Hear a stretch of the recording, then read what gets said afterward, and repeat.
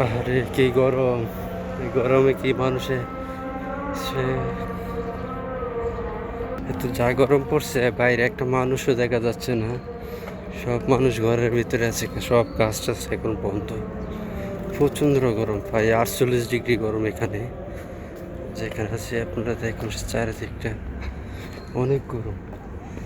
এরই নাম হলো প্রবাস। যারা কাজ করে বাইরে এই গরমে প্রায় 48 ডিগ্রি সেলসিয়াসে, তাদের অবস্থা খুবই ভয়াবহ। দেখুন গাছপালায় মানুষে চলে যাচ্ছে দূরে, এত গরম, প্রচুর গরম। রোদের দিকে বাইরে তাকানো যাচ্ছে না, এত গরম। আমার মোবাইলটা যে ধরে রাখছি, মোবাইলটা অনেক গরম হয়ে গেছে, এত গরম চলতেছে। তো গরমটা বেশ ভালো গরম।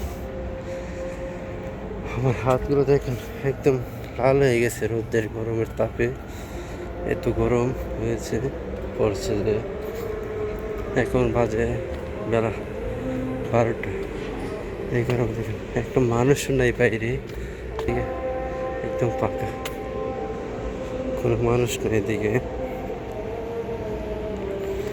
এত গরম পড়া পড়ছে, কি গরম! আর এদেশের রাস্তাঘাটও খুবই পরিষ্কার থাকে, এখানে ময়লা বলতে কিছু নেই। আমাদের দেশের রাস্তাঘাটে কত ময়লা থাকে, যেখানে সেখানে ময়লা ফালাইতে রাখে।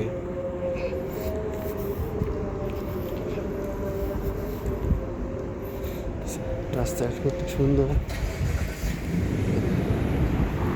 একদম পিওর সুন্দর রাস্তাঘাট। সবাই যারা ভিডিওটা দেখেন, আমি ঘেমে গেছি এখন।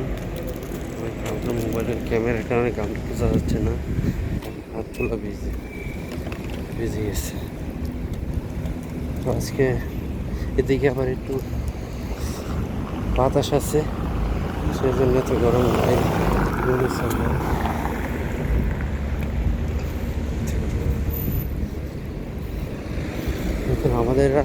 আমাদের বাংলাদেশের রাস্তাঘাট কিরকম, আর এই দেশে দেখ গাড়ি ঘোড়া কম চলে, রাস্তাঘাট কত সুন্দর করে বানায় রাখছে।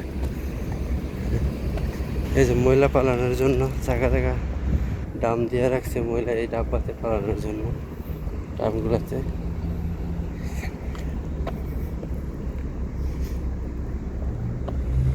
এই গরমে গাছগুলো যে আছে, এই গাছগুলো আসলে একদম ফুলে ভরা ছিল।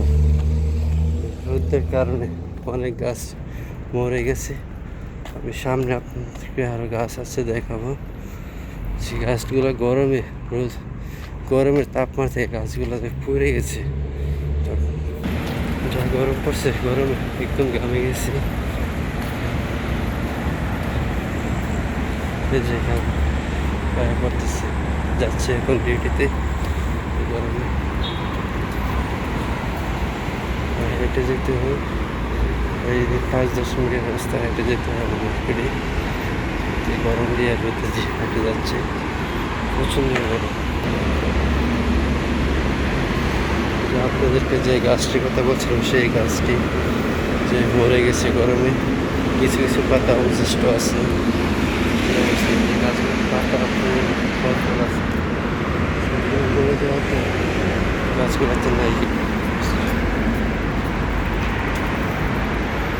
তো সবাই ভালো থাকবেন, অবশ্যই ভালো লাগবে একটু লাইক করবেন, কমেন্ট করবেন, সাপোর্ট করবেন, ভালো কিছু নিয়ে থাকতে পারেন।